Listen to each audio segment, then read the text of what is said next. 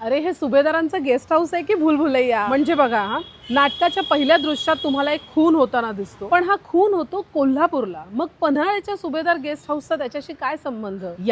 या प्रश्नाने जो तुमच्या डोक्यात प्रश्नोत्तरांचा खेळ सुरू होतो ना, तो शेवटापर्यंत तुम्हाला खिळवून ठेवतो. सुभेदार गेस्ट हाऊसचा USP आहे, या सुभेदार गेस्ट हाऊस मध्ये येणारे guest Amit, Mrs Tikekar, major Thorat, miss Sapna Banerjee, हे सगळे गेस्ट इतके चमत्कारिक आणि तरेवाईक आहेत की प्रत्येकावर आपल्याला खुनाचा संशय येतो. लेखक शिरीष देखणे यांचं विशेष कौतुक करायलाच हवं, कारण या नाटकाचं कथानक इतकं सुंदर रचलंय, सस्पेन्स इतका छान मुरलाय त्यात, आणि वेळोवेळी जी पात्र कथानकात पेरलेली आहेत त्यामुळे 2 तास तुम्ही मोबाईलकडेही तुमच्या ढुंकून बघत नाही. अर्थात नाटकाचं दिग्दर्शनही विजय केंकरे सरांनी इतकं सुंदर केलंय की प्रत्येक कलाकाराचं बेस्ट वर्क आपल्याला बघायला मिळालंय. पहिल्या दृश्यापासूनच हे नाटक इतकं वेग धरतं की तुम्ही सुभेदार गेस्ट हाऊस मध्ये या मर्डर मिस्ट्री मध्ये हरवून जाता. मध्यंतरात कदाचित तुम्हाला वाटेल की तुम्ही सस्पेन्स सॉल्व्ह केलाय, कोडं सोडवलंय, पण तसं नाहीये. मध्यंतरानंतर अधिक मोठे ट्विस्ट समोर येतात. वेळोवेळी येणाऱ्या नवनवीन पात्रांचा खुनाशी काही संबंध आहे का हे शोधण्यात तुम्ही बिझी होऊन जाता. अगदी या सुभेदार गेस्ट हाऊसचे मालक सुद्धा आहे. गोडजोडपं वाटेल तुम्हाला, पण चेहऱ्यावर जाऊ नका. प्रेक्षक पूर्णपणे संभ्रमात पडलेले असतात, त्यांना कळत नसतं कोणी खून केले, आणि अशा वेळेतच आपल्या मदतीसाठी येतात इन्स्पेक्टर भोसले अर्थात शंतनू मोघे. इथून चक्र अधिक वेगाने फिरू लागतात आणि शेवटच्या 10 मिनिटात तुम्हाला कळतं खुनी कोण आहे. ज्या पद्धतीने सस्पेन्स शेवटपर्यंत मेंटेन केलाय ना, त्यासाठी कमाल. सरते शेवटी तुम्हाला खुनी कोण हे कळणारच आहे,